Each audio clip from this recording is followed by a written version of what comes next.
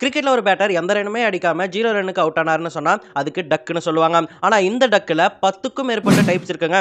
அப்படி எந்தெந்த டக்கை எந்த மாதிரி கூப்பிடுறாங்க அப்படிங்கறத இந்த வீடியோல பார்த்துருவோம். Number 1 golden duck. இது உங்க எல்லாருக்குமே தெரியும். முதல் பால்லயே 0 ரன்னுக்கு அவுட் ஆனாங்க அப்படின்னு சொன்னா அதை கோல்டன் டக்னு சொல்லுவாங்க.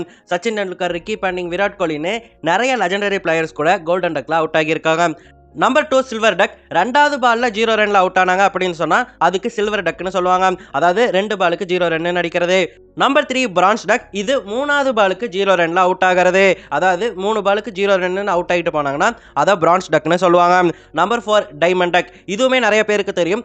ஒரு பால் கூட பிடிக்காம 0 ரன்ல அவுட் ஆகி வெளியே போனாங்க அப்படின்னு சொன்னா அதை டைமண்ட் டக்னு சொல்லுவாங்க. எப்படி அது முடியும்னு சில பேர் யோசிக்கலாம். அதாவது ஸ்ட்ரைக்கு வருவாங்க இல்லையா, அப்ப இந்த எண்ட்ல நின்னுட்டு இருப்பாங்க. அப்ப ரன் ட்ரை பண்ணும்போது ரன் அவுட் ஆகி போவாங்க. அப்படியானா அதை டைமண்ட் டக்னு சொல்லுவாங்க. விராட் கோலி ஜிம்பாப்வேக்கு எதிராக டைமண்ட் டக் ஆகியிருக்காரு.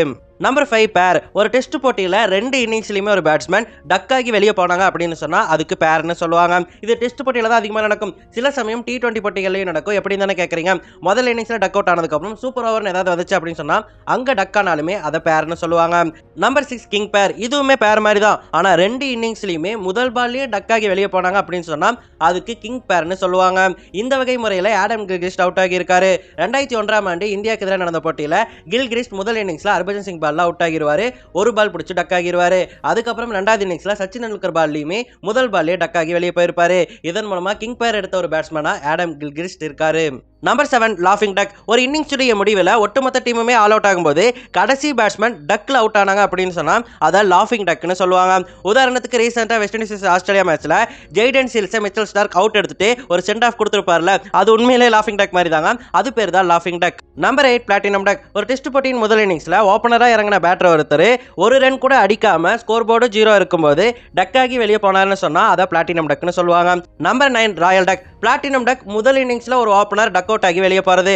ராயல் டக் ரெண்டாவது இன்னிங்ஸ்ல ஓபனர் டக் அவுட் ஆகி வெளியே போறது. ரெண்டாவது இன்னிங்ஸ்ல ஒரு ஓபனர் ஒரு ரன் கூட அடிக்காம இருக்கும்போது ஸ்கோர் போர்டு 0வா இருக்கும்போது அவுட் ஆகி வெளியே போனாங்க அப்படின்னு சொன்னா அதை ராயல் டக்னு சொல்லுவாங்க. நம்பர் 10 ஹேட்ரிக் டக். பொதுவாக ஒரு பவுலர் ஹேட்ரிக் எடுக்கும்போது கண்டிப்பா நடுவில் யாராவது ஒருத்தர் டக் அவுட் ஆகி வெளியே போவாங்க இல்லையா, அந்த மாதிரி டக் அவுட் ஆகி வெளியே போனாங்க அப்படின்னு சொன்னா அதை ஹேட்ரிக் டக்னு சொல்லுவாங்க. ஸோ இப்படியாக 10 வகையான டக்ஸ் ஆனது கிரிக்கெட் உலகத்தில் இருக்கு. இன்னும் என்னென்னமோ இருக்காமா, இங்கிலாந்தில் டக்கான இது, இந்தியாவில் டக்கான இதுன்னெலாம் சொல்லிட்டு அதெல்லாம் பார்க்க டைம் இல்லை. இந்த 10 ரொம்ப முக்கியமானது.